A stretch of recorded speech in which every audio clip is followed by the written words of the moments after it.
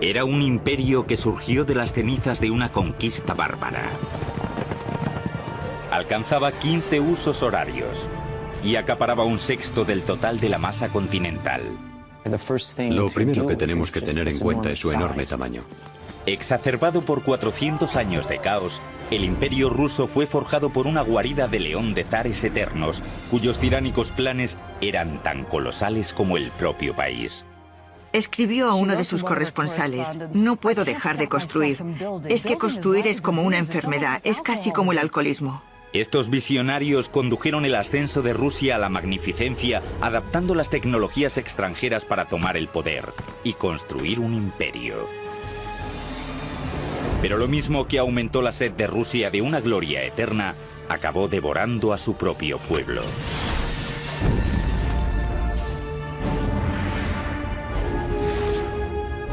La construcción de un imperio. Rusia. 1480, Moscú. Un líder ruso con mucho futuro está desempeñando un poder sin precedentes. Su nombre es Iván III. Durante siglos, sus gentes habían estado dominadas por los conquistadores más brutales de Eurasia, una secta mongol llamada los tártaros. Pero ahora Iván III lo apuesta todo para acabar con ellos. Con un solo movimiento, rompe el pacto vinculante que le unía con los tártaros y declara Rusia suya. En la balanza pende el futuro del pueblo ruso. Si Iván pierde, pierde su vida. Si gana, Rusia será la tierra de los zares. Hola, soy Peter Weller. Hay quienes dicen que la historia de Rusia es una historia de sus grandes ciudades. Lo que pensamos hoy en día de la Rusia actual realmente comenzó en el siglo IX, cuando distintas personas empezaron a unirse en un único clan dominante llamado el Principado de Kiev. El Principado de Kiev era de Ucrania, pero migró aquí, a una zona forestal alrededor de muchos ríos y lagos, y establecieron una pequeña aldea de comercio llamado Novgorod, que significa ciudad nueva. La tradición oral cuenta que la vida en Novgorod era tan caótica y tan enardecida que la gente realmente invitó a un guerrero vikingo llamado Rurik para que viniese del otro lado del Báltico para poner orden. En Novgorod, el Principado de Kiev prosperaba. Tomaron la religión y las tecnologías de construcción de sus vecinos, los bizantinos, para poder construir nuevas ciudades y pueblos a medida que la población iba aumentando. Uno de estos asentamientos, ubicado en el fértil corazón de Rusia occidental, se llamaba Moscú. Moscú, cuya fecha oficial de fundación data de 1147, era un pequeño fuerte de madera junto a un río con el nombre de Moscú, Moscova. A medida que fueron evolucionando sus ciudades, el clan del Principado de Kiev empezó a conocerse como los rusos. Pero sin un único gobernante y una defensa, las ciudades rusas eran los principales objetivos para la invasión de los conquistadores más agresivos de aquella era, los tártaros. 1237, los tártaros atacaron por el río Volga con 120.000 jinetes. Los primeros rusos no estaban a la altura de esta experimentada milicia. Durante casi 24 meses, los tártaros devastaron Rusia. Pero para los gobernantes de Moscú, la invasión fue una oportunidad para pedir un favor a los invasores y reconstruir todo mejor de lo que estaba antes. El auge de Moscú comenzó en el siglo XIV. Políticos inteligentes, astutos y despiadados de parte del gran príncipe de Moscú consiguieron integrarse entre los jefes tártaros y alcanzaron la capacidad de recoger impuestos de otros principados rusos. Bajo la protección de los tártaros, Moscú empezó a chuparles la sangre a sus hermanos rusos, engullendo los territorios vecinos para así formar un único estado moscovita. Pero sus líderes todavía seguían obligados a saldar cuentas con los odiados caciques tártaros. Todo cambiaría en 1462 con Iván III. Iván llegó al poder con la firme intención de finalizar con la dominación tártara sobre Rusia. Asumió el título de Gran Príncipe de toda Rusia y empezó a planear un derrocamiento de los tártaros. Iván, creo, tenía todo lo necesario para ser un buen zar con gran éxito. Era ambicioso, era oportunista, era despiadado, era inteligente. Para el nuevo zar todo iría como la seda. Se casa con el imperio que había dado a Rusia su religión y su arquitectura, Bizancio. Con esta alianza establecida, Iván adopta el símbolo bizantino del águila bicéfala y declara a Rusia como la tercera Roma. Luego, en 1472, empieza a determinar su legado de construcción. Manda construir una nueva catedral como símbolo inconfundible de que Rusia ahora era una fuerza que había que tener en cuenta. Los trabajadores empezaron las construcciones de este gran proyecto a comienzos de 1470, pero la madre naturaleza tenía otras ideas. En 1474 un pequeño temblor agitó Moscú. Los 2 años de construcción de la imponente iglesia se redujeron a una pila de escombros. Construida de forma rudimentaria con piedras pesadas sobre unos cimientos insuficientes, un accidente así era algo de esperar. Pero Iván convirtió el desastre en una oportunidad. A estas alturas, Iván III hace lo que cualquier sagaz gobernante haría: encontrar a los mejores. Y los mejores de aquella época, en el siglo XV, se encontraban en Italia. Iván encuentra a uno, Aristóteles Fioravanti. Fioravanti era conocido como un maestro arquitecto cualificado en toda Italia. Pero antes de que pudiera reconstruir la Catedral de Moscú, tenía que demoler la obra. Como la primera de muchas otras innovaciones, Fioravanti utiliza tecnología de asedio, es decir, un ariete para arrasar con las ruinas de la iglesia. Y aquello impresionó a los moscovitas, el hecho de que él fuera capaz de derribar en 3 semanas algo que a ellos les había llevado meses erigir sin éxito alguno. Fioravanti comenzó entonces con la construcción de la catedral. Hoy se la conoce como la Catedral de la Asunción. Comenzó utilizando las antiguas iglesias rusas de piedra caliza como modelo, pero infundió el estilo de la tecnología de construcción occidental. El resultado revolucionó la arquitectura rusa. Se empieza con los cimientos. En lugar de las zanjas llenas de escombros, que era típico de las construcciones rusas medievales, él limpió la zanja y puso grandes pilotes de roble. Esto suponía una sujeción mucho mejor para el edificio, que no se quebraría ni deformaría, lo cual obligaría a derribarlo si esto sucediera. A partir de ahí, las innovaciones de Fioravanti se extendieron. En lugar de utilizar piezas amontonadas de piedra caliza apenas unidas con argamasa, dispone los bloques de piedra caliza entrelazados, lo que los hace más estables. Ya con los muros acabados, procede a la delicada y peligrosa tarea de la construcción de los grandes techos abovedados. Cuando comienzas la bóveda, el tejado, hay una cantidad enorme de peso que recae sobre esos muros. Así que el tercer elemento que él introdujo fueron los vástagos de unión de hierro. Eran simplemente vástagos de hierro que se insertaban en la construcción y se extendían hasta el nivel de la bóveda, lo que sirve como una forma adicional de soporte. Mantiene unida toda la estructura. Por último, en vez de construir una iglesia de cúpulas y tambores redondos de piedra pesada, introdujo el uso de ladrillos más ligeros y resistentes, enseñando a los nuevos constructores rusos cómo cocer y colocar este nuevo material. Así que desde los pilotes de unión de los muros, a los vástagos de unión, a la estructura superior, Fioravanti utilizó toda una gama de nuevas técnicas, aprendidas en Italia, pero puestas ahora en un contexto de símbolos rusos.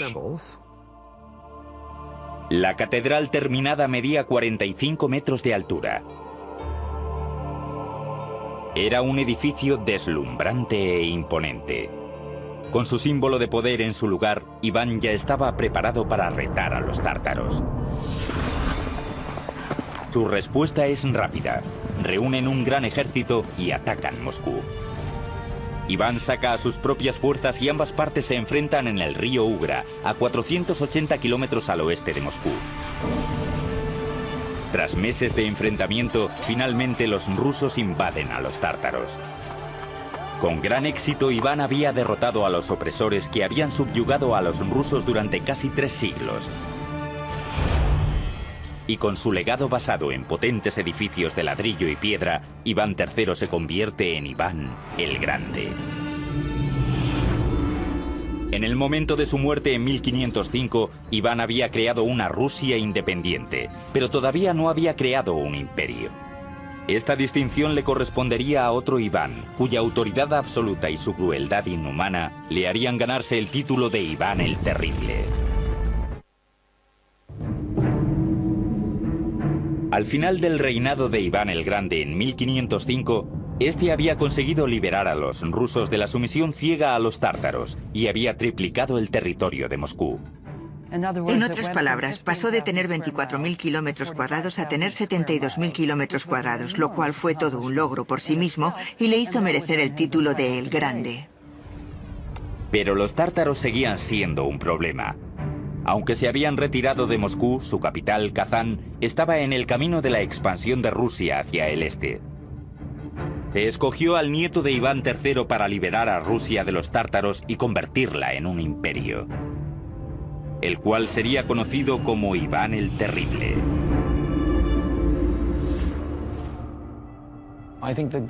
Creo que el mejor periodo de todos fue Iván el Terrible. Esto, el reino del zar moscovita abarcó el Volga, las euroregiones y finalmente toda Siberia. Este gran emperador empezó como un joven profundamente preocupado. El padre de Iván murió cuando él era pequeño, dejándole testigo de una lucha brutal por el poder, con torturas, ejecuciones y asesinatos. Estas atrocidades marcaron a Iván para el resto de su vida.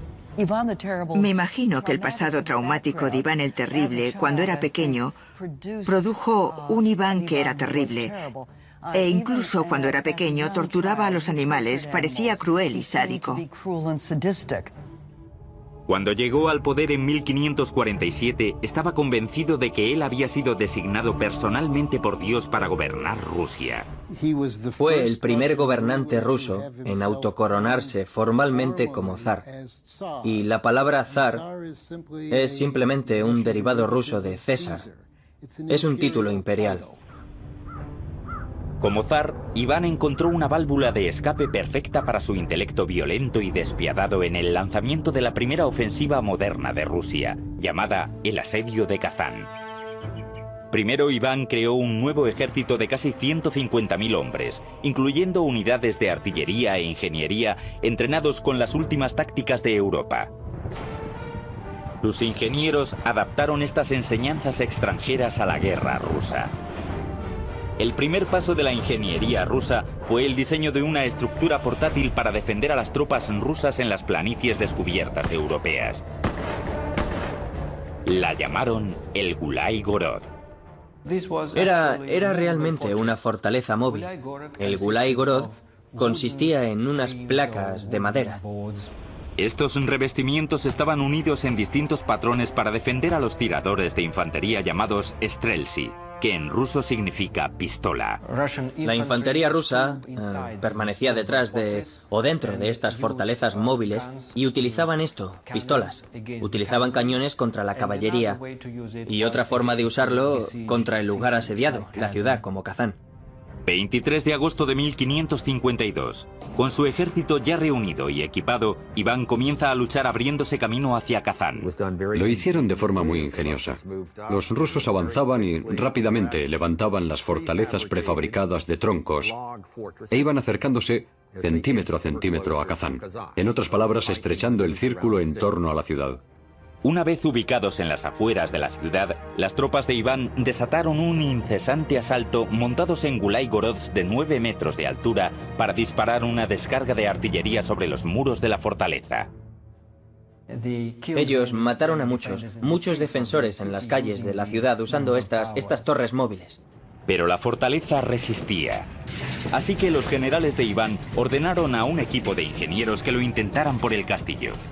Idearon un plan temerario para hacer túneles bajo los muros de la fortaleza, depositar minas y hacer saltar por los aires el fuerte. El 30 de septiembre encendieron una mecha que acabaría decidiendo el sangriento destino de Kazán. La fuerza de la explosión paró la batalla en seco. Era la señal para el resto del ejército, y todos los regimientos del ejército zarista comenzaron a la vez el asalto a la fortaleza. Tras 8 días de una sangrienta batalla, Kazán cae. Iván fue el conquistador y Rusia se convirtió en un imperio. Fue una hazaña monumental, porque tomar Kazán significaba que Rusia estaba haciéndose con las antiguas tierras tártaras, con las que había estado endeudada. Y Kazán le dio la oportunidad a Rusia de expandirse realmente como un imperio. Le abrió el camino por el sur hacia el Mar Caspio y el Mar Negro, y por el este hacia Siberia. En 1555, para conmemorar su victoria, Iván encarga un edificio que se convertiría en el símbolo más emblemático del Imperio ruso. Hoy en día se conoce como la Catedral de San Basilio. La Catedral de la Intercesión, la que conocemos como San Basilio, se basa en la tecnología de las torres de ladrillo que introdujeron los italianos y más tarde adaptaron los rusos. Construida casi en su totalidad en ladrillo, la catedral realmente eran 8 iglesias en una. Fue diseñada con un patrón geométrico en el que cada iglesia rodeaba a la torre central, simbolizando así a los 8 días del asedio de Kazán. En la década de 1580 se añadió el elemento más distintivo de la iglesia. La cúpula con techo de bulbo realmente tiene esa forma, desde su base ensanchada. Se apoya en un cilindro llamado tambor, y desde ese cilindro, desde lo alto de ese cilindro, se ensancha prominentemente, se eleva y acaba en pico. Esa es la cúpula con techo de bulbo. Las cúpulas con forma de bulbo de San Basilio son totalmente únicas.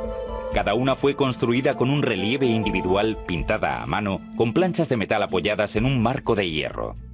Si le quitáramos estas planchas de metal, parecería una especie de jaula de pájaros aplastada que le hace tener esta forma ensanchada. El resultado fue una deslumbrante proeza arquitectónica nunca antes vista en Rusia. Hacia 1553, los dominios de Iván eran los más vastos de Europa, y él estaba a la altura de su poder. Pero su paranoia, cada vez mayor, y la fuerte presión sobre la yugular de la nación estaban estrangulando lentamente a su imperio. Emprendió una serie de guerras estúpidas y costosas y arremetía con sadismo contra todo aquel que se opusiera a su poder. Las llamas de la demencia de Iván estaban consumiendo a su propio pueblo.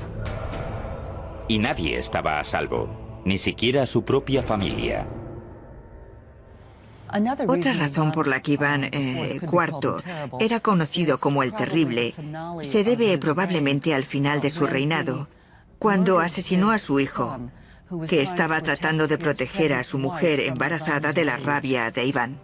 Iván había pegado con tanta fuerza a la mujer que ésta perdió al niño. Cuando su hijo se enfrentó a él, Iván también la emprendió contra él. Ciego de ira, lo mató al instante. Con un rápido movimiento, Iván había destruido su propia línea de sucesión. En el momento de su muerte en 1584, el imperio estaba patas arriba. Poco después de Iván vino la década que se llamó durante mucho tiempo tiempos de dificultad, una guerra civil combinada con una guerra de intervención extranjera, a lo largo de la cual Moscovia, Rusia, estuvo muy cerca de perder su independencia.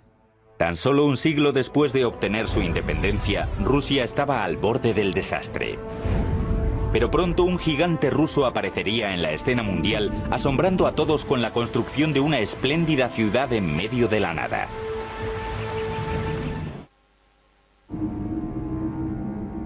...1696...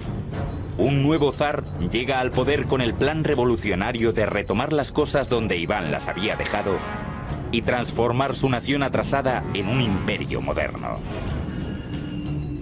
Su nombre es Pedro el Grande. Pedro el Grande fue una persona completamente única, un gigante, tanto físicamente, medía 1,95 metros, como en cuestión de personalidad. Despreciaba las convenciones y las tradiciones y mostraba una curiosidad incesante por las cosas nuevas. El enorme tamaño de Pedro coincidía con su ego. Un torbellino constante de actividad giraba en torno a él. Él hacía las tareas de una docena de hombres. Era realmente una persona extraordinaria, más grande que la vida. Pedro había perdido sus primeros años en Moscú de juerga en juerga con artesanos y militares en el barrio extranjero de la ciudad, aprendiendo sus tácticas y su tecnología. Pedro no estaba simplemente embelesado con la tecnología europea. También era bien consciente del retraso y la debilidad de Rusia frente a Europa y quería un remedio para esta situación. Una de las cosas que hizo primero fue ir a Europa. Fue a Europa de incógnito y estudió los métodos de construcción naval con los holandeses, que eran expertos en el tema. También aprendió el arte de la navegación de los ingleses y vio la gran riqueza que aquellos imperios europeos estaban obteniendo de sus colonias en el extranjero y pensó que podrían utilizarse para los recursos naturales rusos. Pero lo que realmente quería Pedro era una porción de acción y sabía que para poder tener acceso a la tarta tendría que llevar a rastras a su país para sacarlo de su atraso medieval e introducirlo en la luminosidad del nuevo comercialismo del mundo occidental. Cuando regresó a Rusia, Pedro decidió transformar su país en una fuerza naval que no solo comerciaría con los imperios europeos, sino que competiría con ellos como una fuerza militar. Pedro fija su punto de mira en un trecho de tierra a 640 kilómetros al norte de Moscú, cerca del mar Báltico, en el río Neva.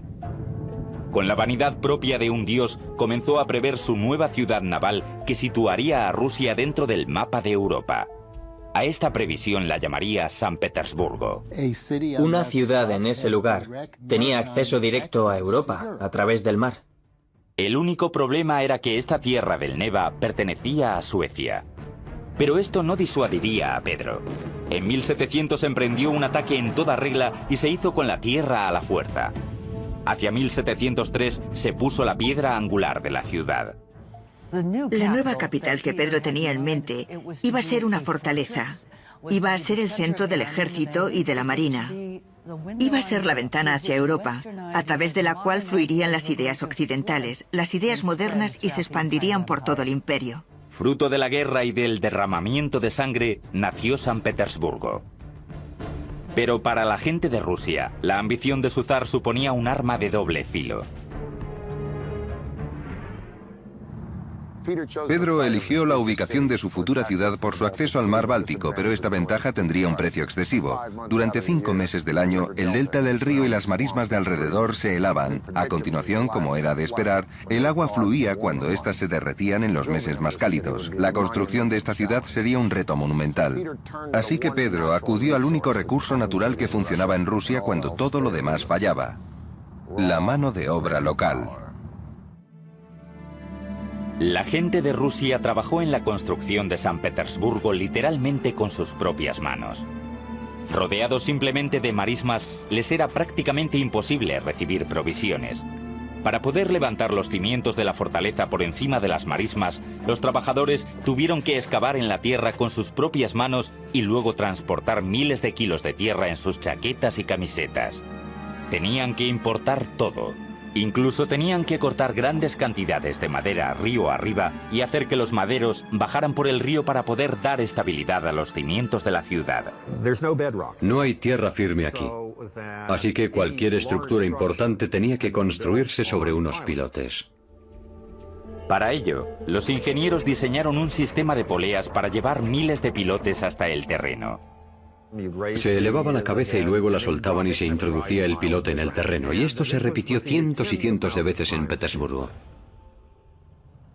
En 5 meses, miles y miles de peones habían levantado las paredes hexagonales y los bastiones de madera de la fortaleza que pueden ver a mis espaldas. Por la noche, volvían a sus casas en los campamentos, muertos de frío, cansados y hambrientos. Igual que venían por miles, también morían por miles a causa de enfermedades, de inundaciones y de agotamiento. Hacia 1708 se calcula que murieron en torno a 25.000 peones durante la construcción de la joven ciudad, lo que le hizo portar el sobrenombre de la ciudad de los huesos. No hay ninguna estadística que nos diga exactamente cuánta gente murió antes de que la ciudad se diera por acabada, pero un historiador del siglo XIX dice que hasta aquel momento no había habido ni una sola batalla en los anales de la historia que se hubiera cobrado tantas vidas como el número de trabajadores que fallecieron durante la construcción de San Petersburgo.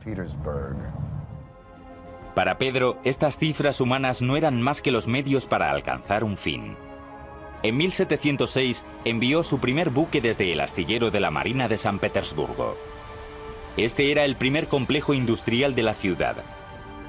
Albergaba a constructoras navales, fabricantes de cuerdas y velas, fraguas y fundiciones de cañones. Rusia tenía una marina, y su zar, sin ayuda alguna, estaba cambiando la cara del imperio.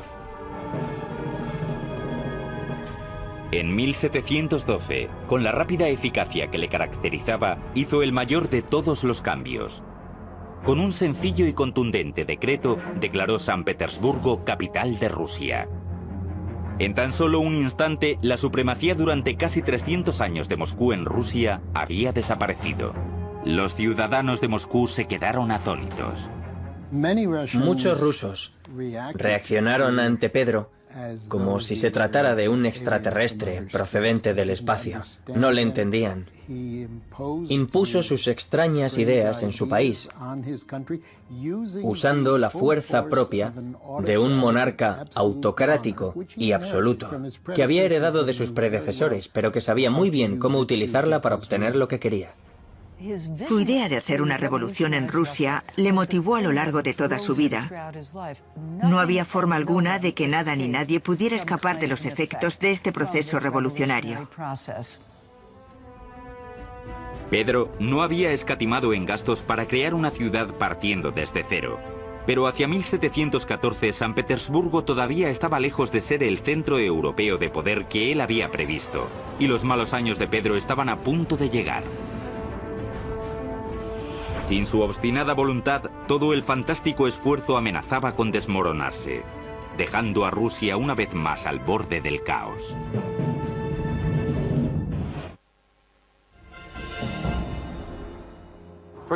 Durante décadas, Pedro el Grande se había centrado en una doble tarea de convertir a Rusia en un gran imperio y a San Petersburgo en su brillante capital, con una excepción. Siguió con sus legendarias borracheras entre amigos, pero como siempre sus juergas hacían pocos estragos en su energía incesante.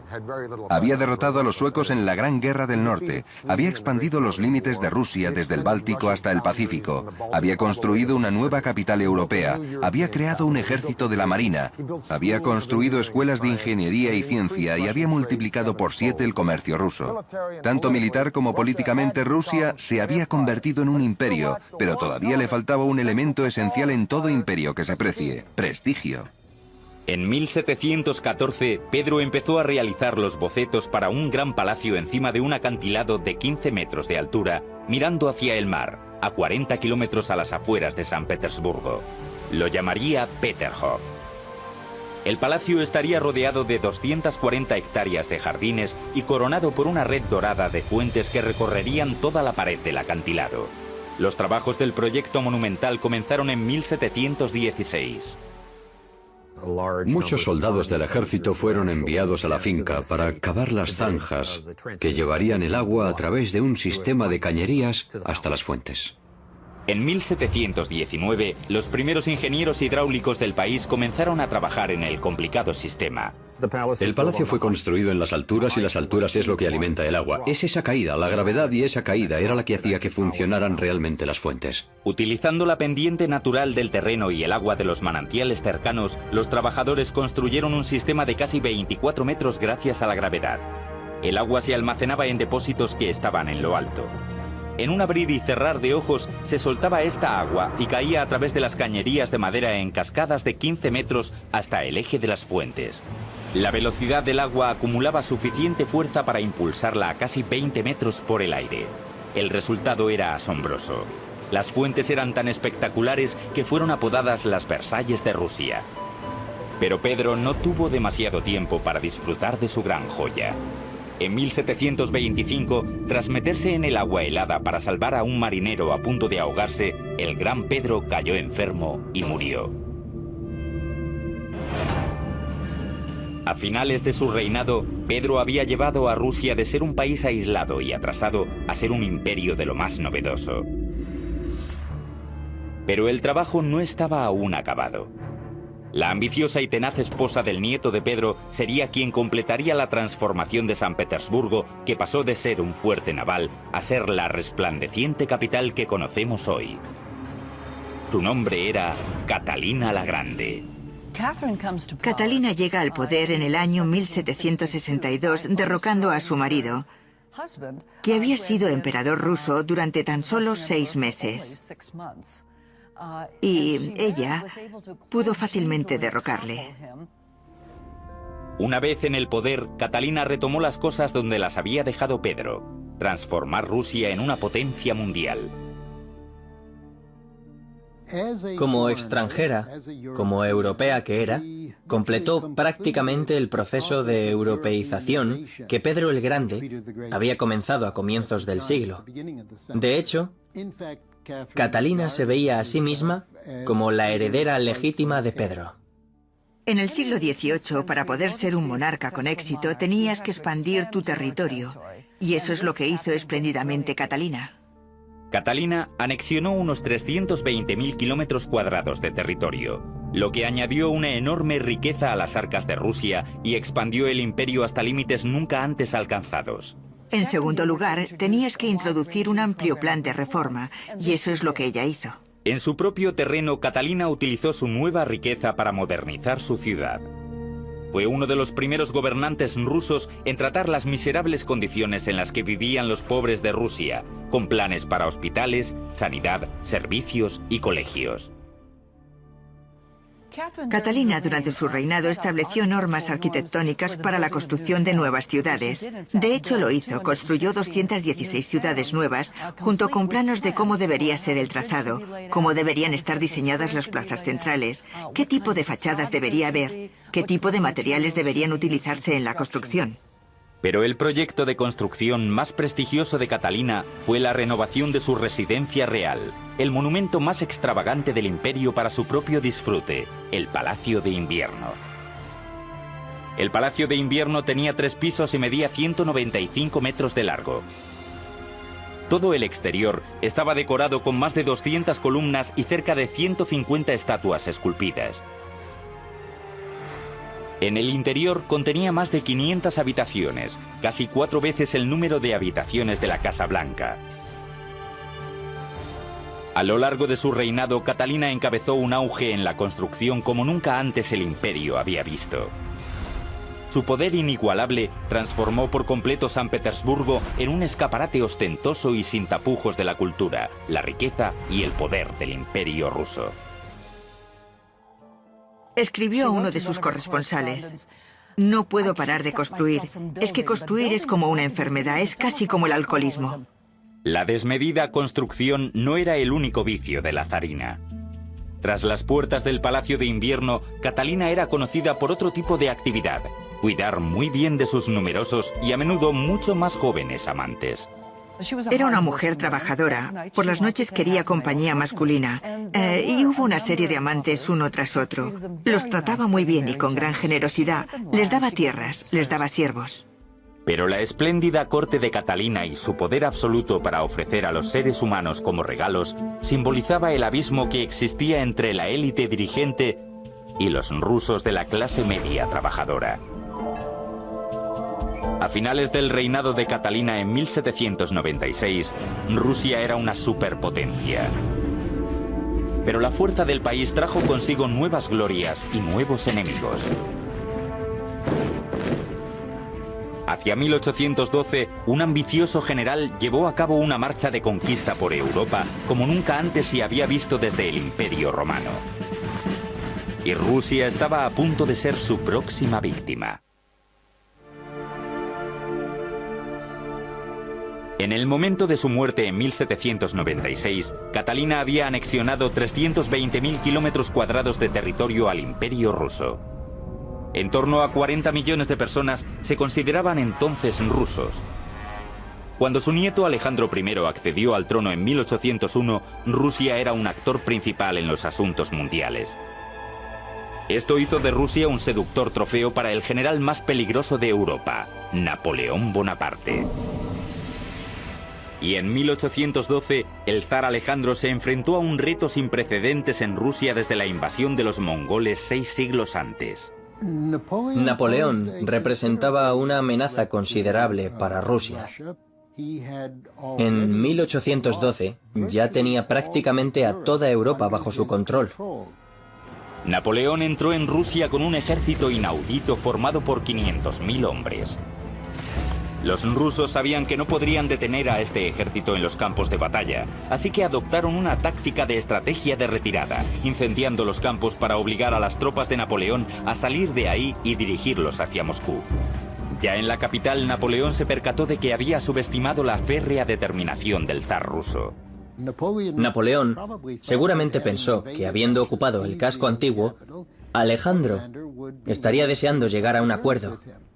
Pero no. Simplemente ignoró a Napoleón hasta que un invierno durísimo obligó a Napoleón a darse cuenta de que no ganaba nada con el asedio de Moscú, y así fue como Napoleón emprendió su retirada. Obligados a volver por los paisajes helados y derruidos por donde habían venido, menos de un 10% de los hombres del ejército original de Napoleón sobrevivieron.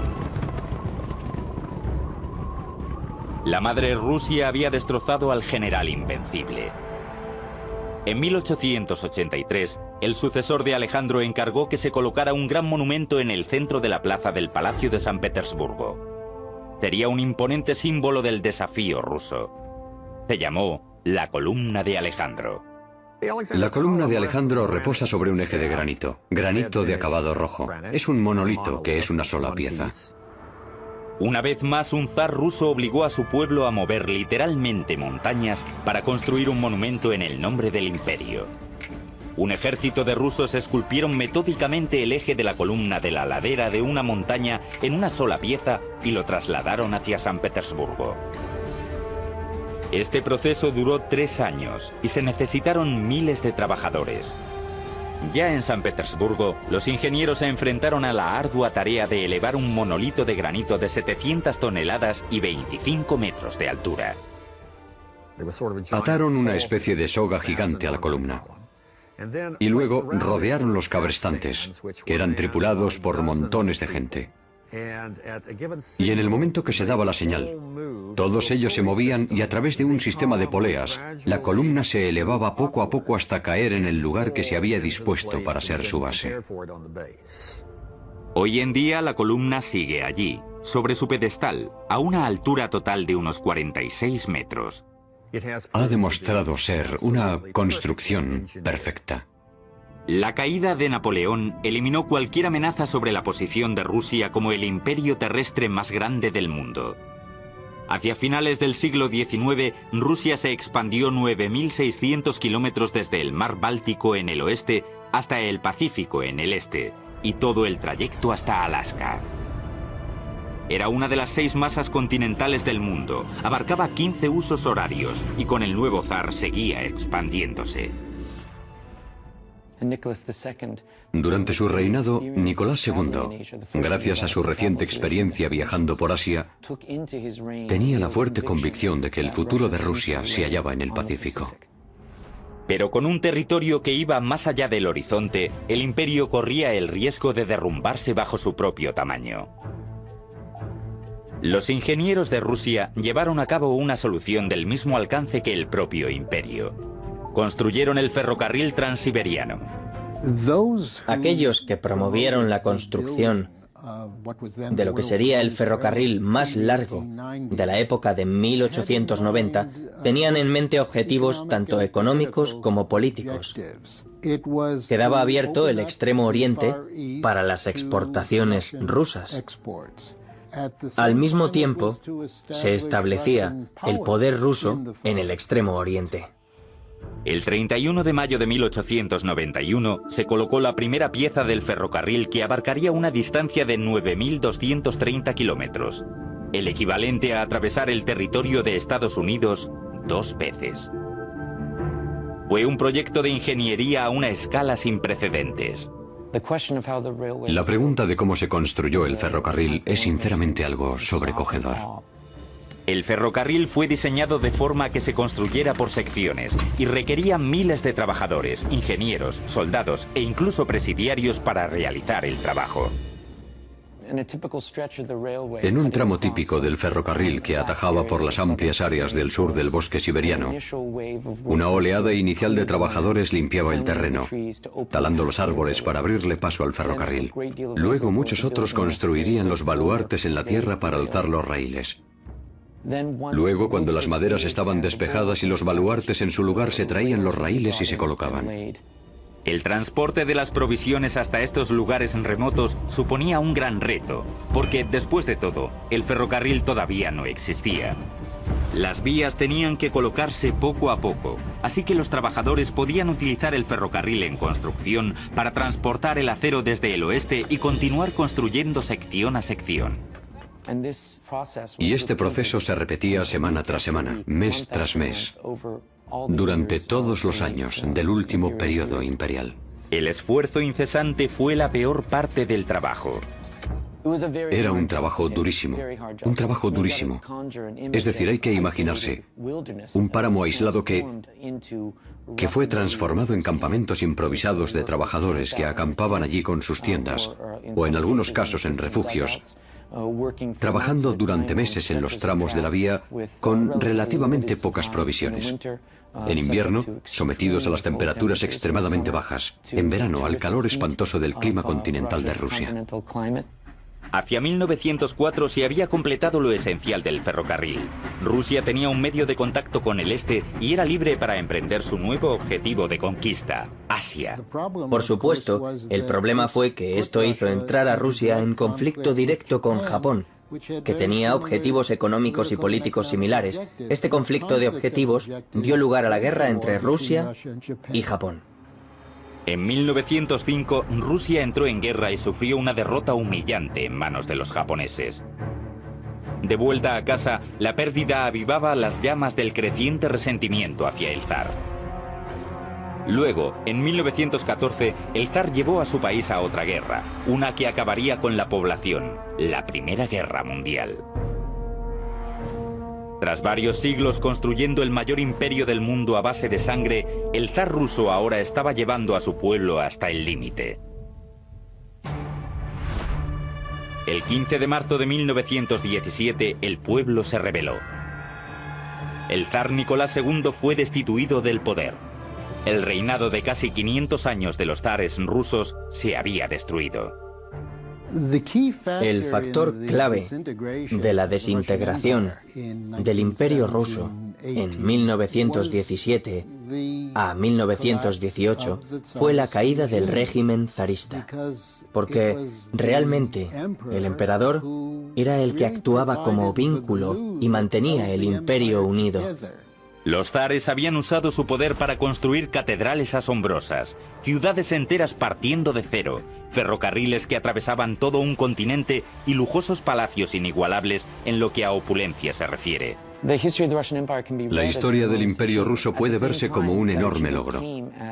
Al mismo tiempo, este logro tuvo costes importantes. En muchos aspectos, el imperio fue construido a costa de los ciudadanos rusos.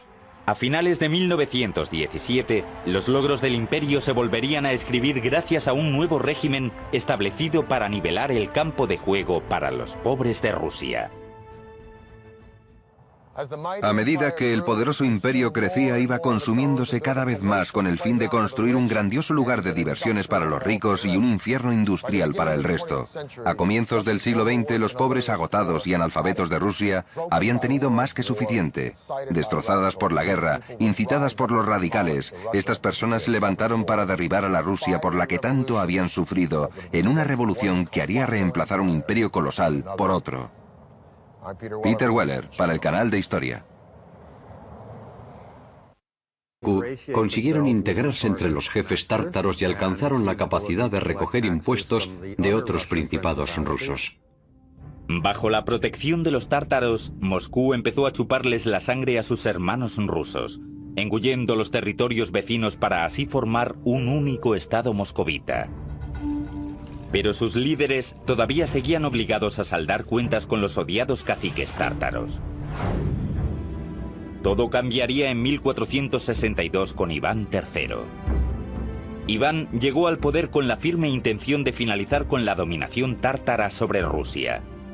Asumió el título de Gran Príncipe de toda Rusia y empezó a planear un derrocamiento de los tártaros. Iván, creo, tenía todo lo necesario para ser un buen zar con gran éxito. Era ambicioso, era oportunista, era despiadado, era inteligente. Para el nuevo zar todo iría como la seda. Se casa con el imperio que había dado a Rusia. Era un imperio que surgió de las cenizas de una conquista bárbara. Alcanzaba 15 usos horarios y acaparaba un sexto del total de la masa continental. Lo primero que tenemos que tener en cuenta es su enorme tamaño. Exacerbado por 400 años de caos, el imperio ruso fue forjado por una guarida de león de zares eternos, cuyos tiránicos planes eran tan colosales como el propio país. Escribió a uno de sus corresponsales: no puedo dejar de construir.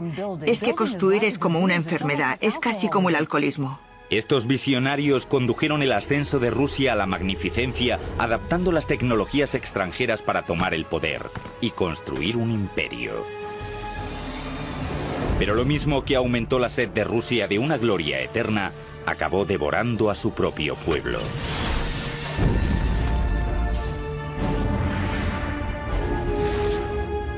Fundación data de 1147. Era un pequeño fuerte de madera junto a un río con el nombre de Moscú, Moscova. A medida que fueron evolucionando sus ciudades, el clan del Principado de Kiev empezó a conocerse como los rusos. Pero sin un único gobernante y una defensa, las ciudades rusas eran los principales objetivos para la invasión de los conquistadores más agresivos de aquella era, los tártaros. 1237. Los tártaros atacaron por el río Volga con 120.000 jinetes. Los primeros rusos no estaban a la altura de esta experimentada milicia. Durante casi 24 meses, los tártaros devastaron Rusia.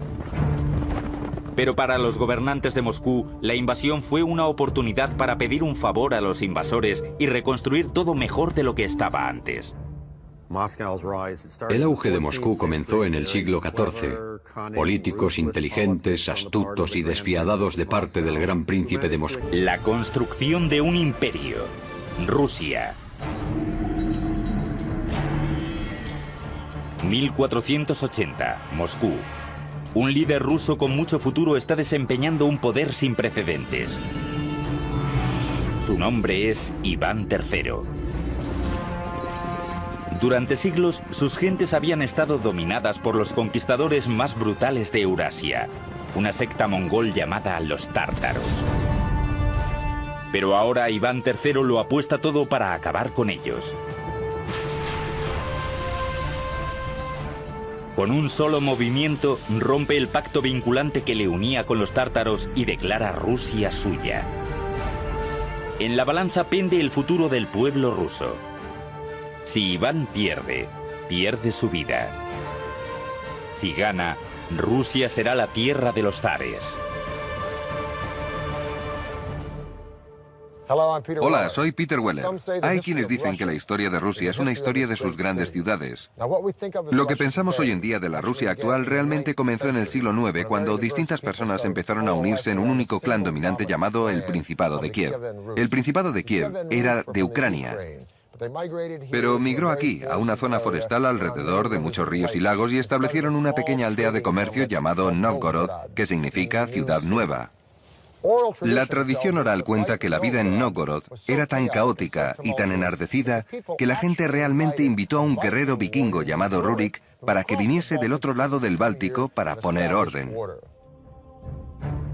En Novgorod, el Principado de Kiev prosperaba. Tomaron la religión y las tecnologías de construcción de sus vecinos, los bizantinos, para poder construir nuevas ciudades y pueblos a medida que la población iba aumentando. Uno de estos asentamientos, ubicado en el fértil corazón de Rusia occidental, se llamaba Moscú. Moscú, cuya fecha oficial de